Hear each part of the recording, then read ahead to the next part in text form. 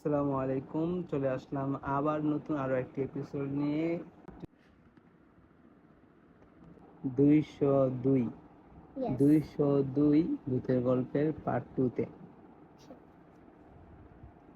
আমরা গত পার্টে কোথায় ছিলাম? আমরা গত পার্টে ছিলাম কিসের নাম রাকিব হোসেন কি স্টুডিওর মধ্যে আরজে মারিয়াম এবং আরজে আব্দুল্লাহ তারা ভূতের গল্প বলার জন্য মাত্র শুরু করবে। ঠিক এমন সময় একটি কল আসলো 202 নাম্বার থেকে। সেখান থেকে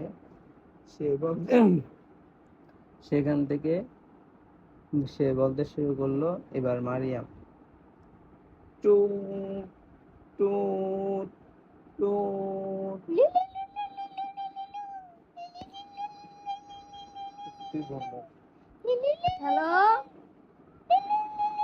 হ্যালো, কে বলছেন? হ্যালো, আমি 202 বলছি।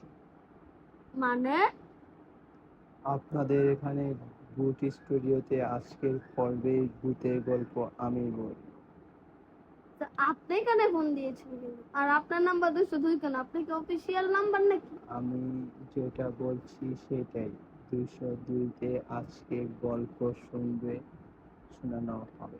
দেখ তো মারিয়াম, আপনি কে? বেশি কথা না বলে গল্প শুরু করো। তোমাদের নাম কাজ কি? তোমরা করো। আপনার নাম কি? নাম 202। মানে আপনি কি আমাদের সাথে ফান করছেন? কোনো আপনার ফান নামও 202, আপনার নাম্বার 202, আপনি তো আমাদের সাথে ফান করছেন। কোনো ফান না, এবার গল্প শুরু। হ্যাঁ মারিয়াম, চুপচাপ এই শুনতে মারিয়া, থাকো। আমি 99 ফোন দিই। এই ব্যাপারটা আমার কিরকম জানি চোর ডাকাতের মতো লাগছে। গল্প শুরু হচ্ছে। হ্যাঁ ফোন দিই। আচ্ছা, শুরু করেন। গভীর রাত্র। রাকিবুল ইসলাম হ্যালো। অফিস থেকে নামছে। অফিস থেকে নামার পর এবার বাড়ির রাস্তা ধরলো। নিঝুম রাত্র। নিঝুম রাত্র। নির্জন নাকি নির্জন? একা একা হাঁটতেছে, একা একা গাড়ি দিয়ে যাচ্ছে রাকিব। রাস্তায় একটি গাড়িও নাই। গ্রামের পথ, তাই রাত 10টা বাজার সাথে সাথেই পুরো রাস্তা নীরব হয়ে গিয়েছে, নিস্তব্ধ হয়ে গিয়েছে। ঠিক সেই মুহূর্তে হঠাৎ রাস্তার মধ্যে গাড়িটি নষ্ট হয়ে গেল।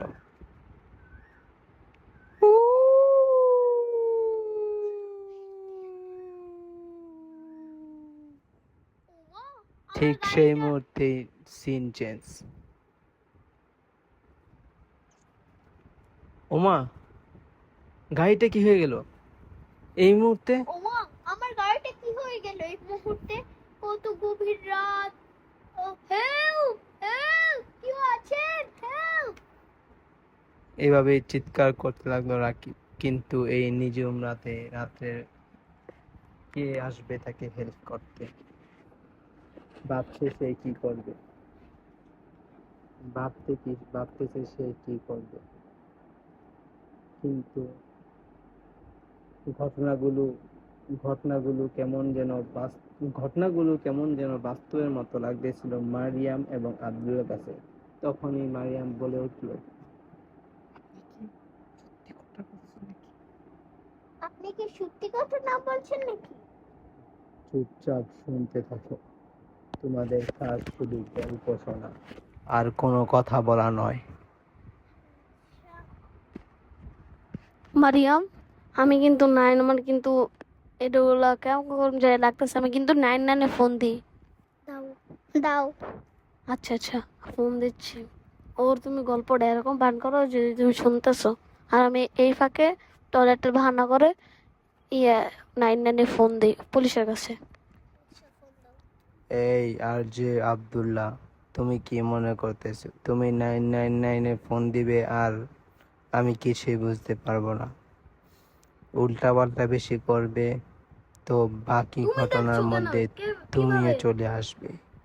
তুমি কিভাবে শুনলে আমাদের কথা? চুপচাপ আমার গল্প শোনো। কিভাবে? আচ্ছা বলেন বলেন। রাকিবুল ইসলাম। ঠিক রাত্র তখন 10:30। মারিয়াম, আমার কিন্তু ছবি নিজের রাস্তায় গাড়ি নষ্ট হয়ে যাওয়ায় এবার একটু সাহায্যের জন্য সামনের দিকে হাঁটা ধরল। ঠিক তার সেই মুহূর্তে তার কাছে মনে হচ্ছে তার পিছন থেকে কে যেন আসছে। হেই, আপনি কে? আপনি কোনে? হঠাৎ করে সেই পিছনে ফিরে তাকানোর সাথে সাথেই না, কেউ তো নেই। হ্যাঁ, কেউ তো নেই, কিন্তু আমার কাছে কেন মনে হচ্ছে যে আমার পিছনে পিছনে কেউ আসছে। কিন্তু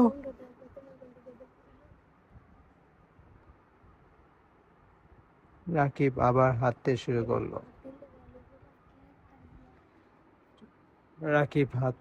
করলো। কিন্তু কি বলবো,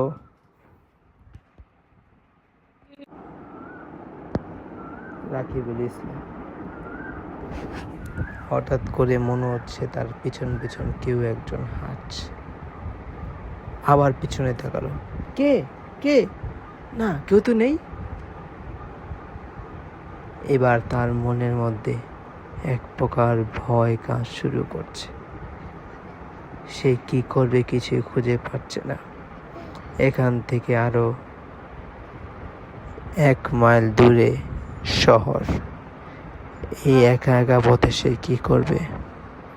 ঠিক সেই মুহূর্তে সামনে বট গাছে কি যেন তাকিয়ে আছে।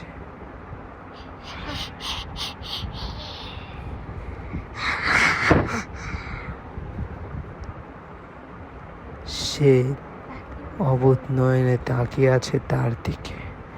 ঠিক সেই মুহূর্তেই রাকিব কিছু বোঝার আগেই এক কুড়াল এসে তার মাথা থেকে একদম পা পর্যন্ত মাঝখান থেকে এক কোপে দুই খণ্ডিত করে দেওয়া হলো রাকিব।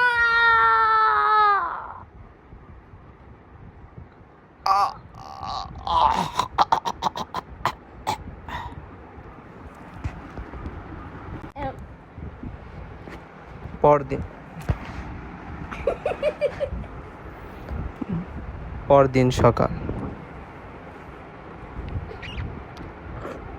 মারিয়াম এবং আব্দুল্লাহ দুজনেই গতকালকের অদ্ভুত ফোন নাম্বার থেকে অদ্ভুত রকমের এক কাহিনী শুনে তারা ভয়ে ভয়ে বাসায় এসে ঘুমিয়ে পড়েছিল।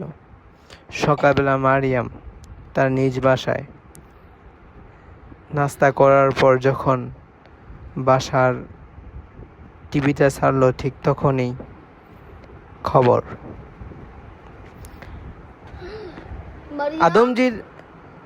আদমজি জুট মিলের পাশেই একটি লাশ পাওয়া গিয়েছে। বিস্তারিত দেখছেন ডেস্ক রিপোর্টে। আমরা এই মুহূর্তে রয়েছি আদমজি জুট মিলের পাশে। এখানে দ্বিখণ্ডিত একটি লাশ পাওয়া গিয়েছে। লাশটিতে এখনো শনাক্ত করতে পারছে না কেউ। সো আমরা প্রতিবেশীর সাথে কথা বলবো। ভাইয়েরা, আপনারা এই লাশটাকে কখন দেখেছেন? আমরা সময় দেখিনি, কিন্তু এমনই একটা গল্প কালকে রাত্রে একজন তো প্রতিবেশী পাগল। আমরা আর কি মাছ ধরতে আসছিলাম, তখনই আমরা এই লাশটাকে দেখতে পারি। আমরা দেখতে পাচ্ছি এই মুহূর্তে প্রতিবেশীরা বলতেছে যে এই লাশটা মাছ ধরতে আসার পর সকালবেলা দেখতে পেয়েছে প্রতিবেশীরা। সো এইটাই হচ্ছে আমাদের এখানে সর্বশেষ তথ্য। Desk report, Azimpur jute mill, Dhaka. মারিয়ামের মাথায় হাত। ঠিক সেম ঘটনাই তো গতকাল রেডিওতে 202-তে বললো। তাহলে কি এগুলো সব সত্য ছিল?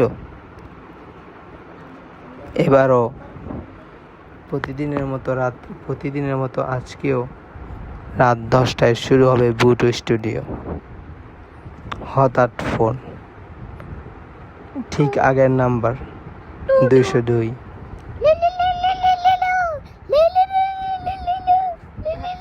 হ্যালো, কে বলছেন? এই 200 মারিয়াম কে?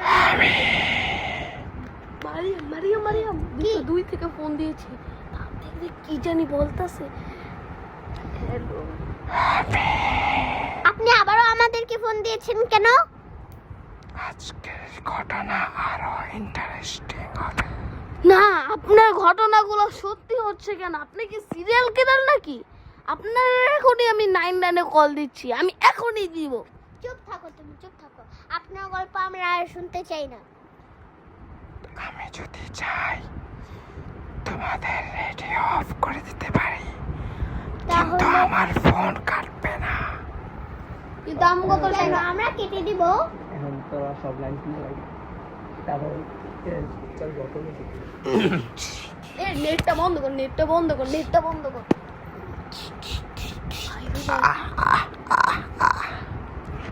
ফোনও আমি বলছি। অফ করে দিলাম।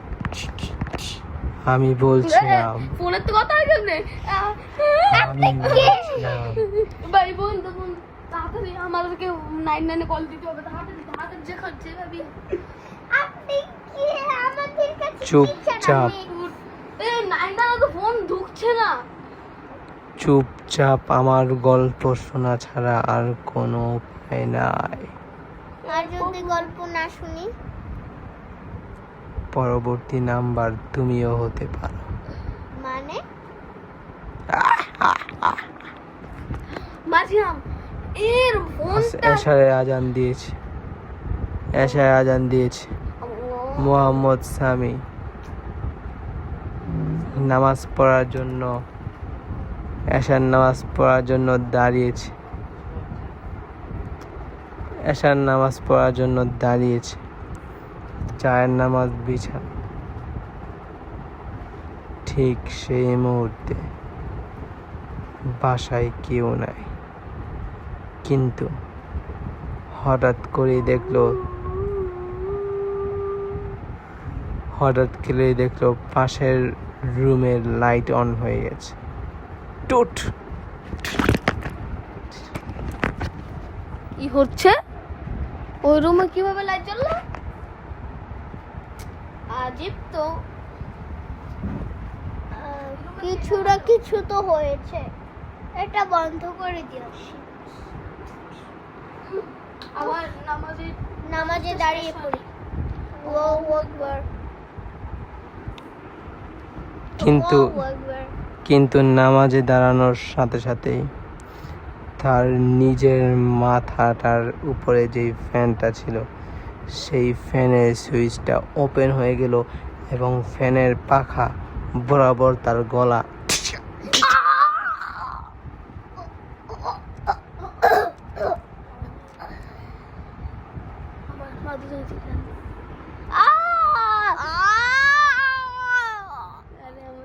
এটা কি গল্প শুনাইতেছেন আপনি? এটাও কি সত্যি? বাই, আজকে এতটুকুই। টাটা। তাড়াতাড়ি ফোনটা ওপেন কর। সিনচেস পরদিন সকাল। আশপাশের বাড়ির সকল মানুষ ভিড় করে রয়েছে স্বামীর বাড়িতে, কিন্তু তো আমরা আবারও একটা বাসায় আমরা দেখতে পাচ্ছি আরেকটা লাশ গলা কাটা। কিন্তু এবার মারিয়াম এবং আব্দুল্লাহর মাথায় হাত। এবার স্বামী নামে যেই লোকটা মারা গিয়েছে, সেও ঠিক একইভাবে মারা গিয়েছে। আপনারা দেখছেন সময় টিভিতে। এখানে লাশ, গলা কাটা লাশ, মানুষ দেখে মানে কি বলবো, আপনারা এই দেখতে পাচ্ছেন অনেক ভয়ঙ্কর অবস্থা। রক্ত, সিআইডিরা ইনভেস্টিগেশন করতেছে।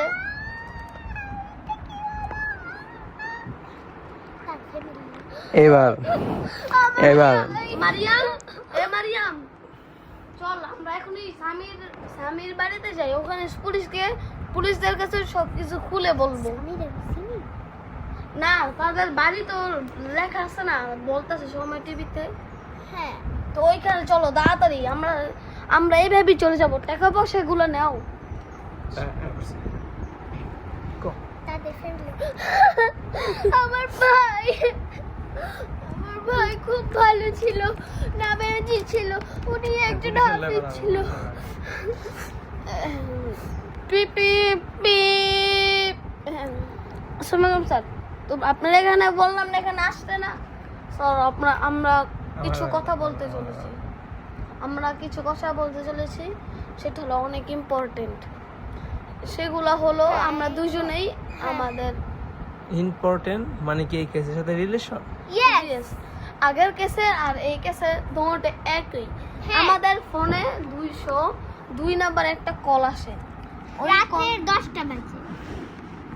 যেভাবে ওইখানে- খুন হয় সেইভাবে এই লোকটা কথা বলে।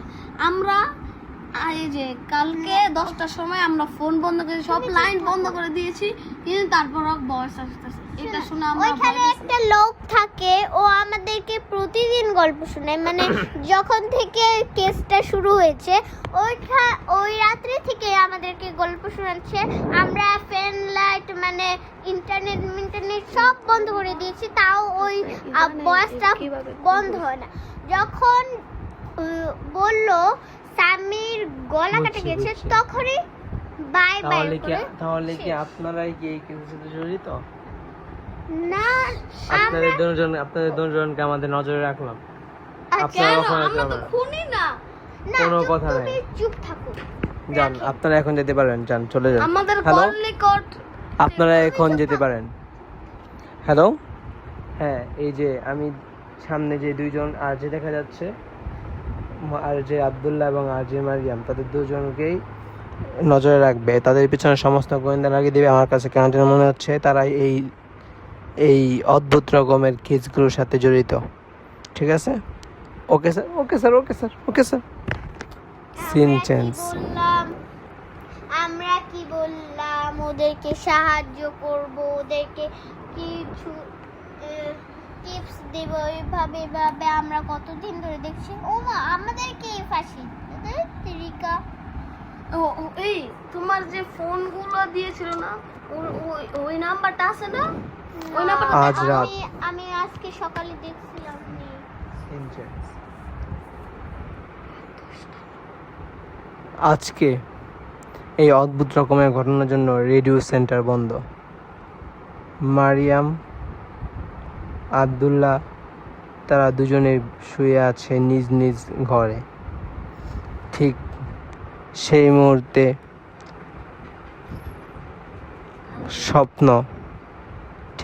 মুহূর্তে হঠাৎ করে ঝড় শুরু হয়ে গেল চারপাশে।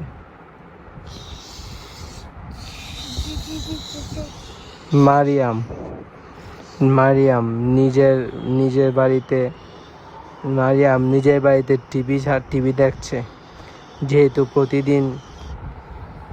প্রতিদিন সে এই সময় ভূতের একটা প্রোগ্রাম করে, তাই সে এখন একটা ভূতের মুভি দেখার জন্য ভূতের চ্যানেল ওপেন করছে। ঠিক সেই মুহূর্তে এক ভয়ঙ্কর চেহারা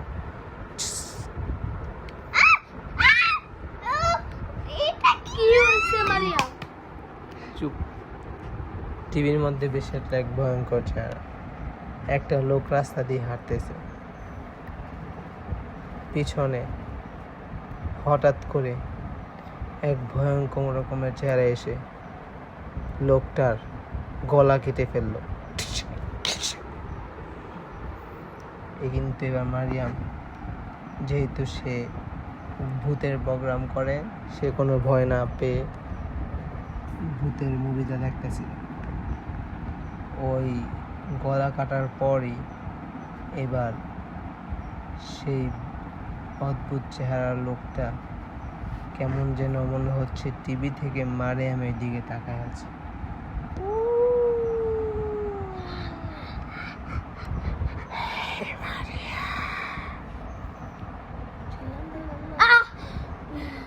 এটা কেরকম স্বপ্ন ছিল? বাজে কটা, সকাল 10টা বেজে গেছে। মারিয়ামকে এই ঘটনাটা বলতেই হবে। মারিয়াম, কিরে মারিয়াম? আর শোনো, আমি এখন একটা ভয়ঙ্কর স্বপ্ন দেখছি, যেখানে আমি টিভির মধ্যে একটা ভূতের ছবি দেখছিলাম। তারপরে একটা ভয়ঙ্কর চেহারার লোক গলা কেটে ফেললো আরেকটা লোকের, আর সে যেমন টিভি থেকে আমার দিকে তাকিয়ে রয়েছে।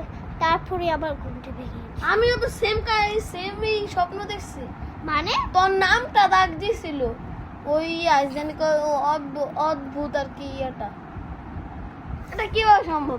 একই দিনে একই মারিয়াম এবং আব্দুল্লাহর দুজনের মাথায় হাত। কিভাবে হতে পারে এরকম? খালি মা পায়। কিভাবে হতে পারে এরকম?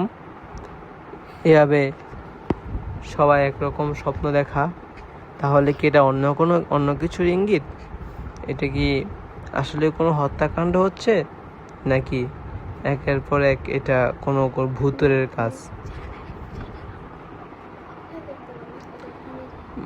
কাজ? এবার মারিয়াম এবং আব্দুল্লাহ তারা দুজনে প্ল্যান করলো যে যেভাবে হোক এই বিষয়টার রহস্য উদ্ঘাটন করতেই হবে। এভাবে আর কোনো নিষ্পাপ মানুষকে মরতে দেওয়া যাবে না। তারা দুজনে ঠিক করলো এবার আজকে রাতে তারা রেডিও ওপেন করবে এবং ওই কলটা সাথে সাথেই তারা সরাসরি তার সাথে কথা বলার চেষ্টা করবে। ঠিক সেই মুহূর্তেই সিন চেঞ্জ হয়ে রাত 10টা।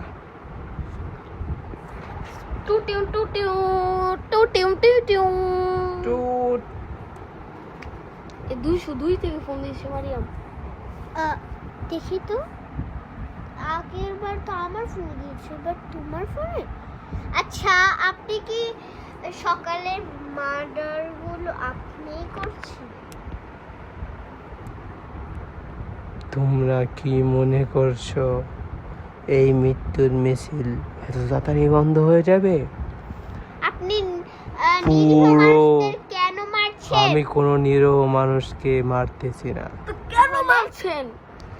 আমরা কথাগুলো আমাদের কাছে বলতেছেন কেন? আমরা শুধু তোমাদের মতো আর্যদেরই মারছি, যারা ভূতদেরকে নিয়ে চিনিমিনি খেলে এবং ভূতের মিথ্যা গল্প বানিয়ে মানুষকে মজা দেয়, আমাদেরকে ঠাট্টা করে। যতদিন পর্যন্ত এই রেডিওগুলো ওপেন থাকবে ততদিন পর্যন্ত আমাদের এই মৃত্যুর মিছিল চলতে থাকবে। এবং আজকে রাত্রে যার মৃত্যু হবে তাদের তোমরা সকলে চিনো, সেই হচ্ছে তোমাদের বস সাদ। তার মানে আপনি কি ভূত নাকি? আজকে রাত্রের মৃত্যু মিছিল হবে তোমাদের বসের সাদের। আপনি কি ভূত?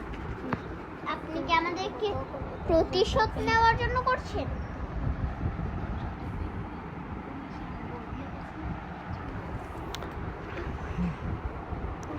এবার সিন চেঞ্জ হয়ে সাদের কাছে চলে গেল।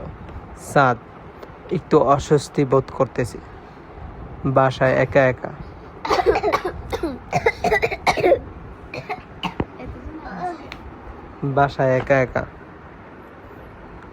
মারিয়াম এবং আব্দুল্লাহ দুজনেই এবার এই সিনটা পুরো আর যে অফিসের সমস্ত লাইভে চলা শুরু করলো।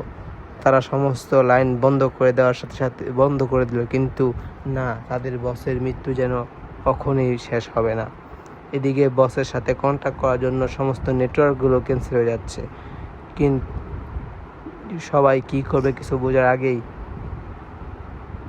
দেখলো সাদ রাতের বেলা একা একা বাসায় বসে আছে এবং সে আজকে সারাদিনের রেডিওতে কীরকম প্রোগ্রাম চললো তার একটা হিসাব নিকাশ করছে। ঠিক সেই মুহূর্তে পিছন থেকে একটা হাত সাদের কাটা হাত উপর থেকে সাদের ঘাড়ের উপর বলল, কি বললো? এটা কাটা হাত। উপরে থেকে শুনে কোথা থেকে বললো? কোথা থেকে বললো? এই যে এখান থেকে পড়েছে। কোথা আমাদেরকে আসায়। তুমি কে? তুমি কে? আমি তোর মিত্র। তুমি কে বলো? আমাদেরকে নিয়ে শয়তানি করিস না, আমাদেরকে ভূত বানিয়ে আমাদের সাথে মজা করিস, মানুষদেরকে মজা দিস। তোরা চ্যানেলের লোকদেরকে আজকে আমি ছাড়বই না। তুমি কোথায়? 999-এ ফোন দিলে চলবে না। ঠিক সেই মুহূর্তে সিন চেঞ্জ হয়ে গেল মারিয়ামের দিকে। মারিয়াম এবং আব্দুল্লাহ দৌড়ে চলে যাচ্ছে তাদের তৎকালীন জমানার সবচেয়ে বড় কবিরাজ রাকিব মিনহাজের কাছে। মিনহাজ, স্যার এরকম ঘটনা, হুজুর এরকম ঘটনা, সমস্ত ঘটনা ঘুরলে বলার পর হুজুর এবার সম্পূর্ণ প্রস্তুতি নিয়ে চলে গেল সাদের কাছে। এদিকে সাদকে মেরে ফেলার উপক্রম হবে। ঠিক আছে,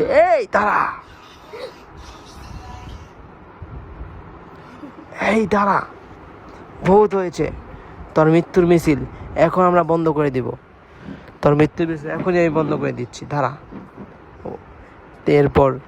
এরপর কবিরাজ কোনো একটা কিছু বলেই যখনই ফুদল ওই ভূতটার গায়ে, ঠিক তখনই সেই ভূতটা একটা বোতলের মধ্যে আটকে গেল। ছাড়বো না, আমি প্রত্যেকটা হাত জেগে মেরে ফেলবো, আমাকে ছেড়ে দে। তার আওয়াজগুলো মনে হচ্ছে অনেক মানুষের মৃত্যুর আওয়াজ। আমাকে ছাড়বো না, আমাকে ছেড়ে দে। এরপর আস্তে আস্তে সব চেঞ্জ হয়ে গেল। বোতলটা কবিরাজ নিজের সাথে নিয়ে চলে গেল। এরপর কেউই জানতে পারলো না ওই কবিরাজই বা কোথায় গিয়েছে এবং এই বোতলের মধ্যে সেই ভূতটাই কোথায় গেছে।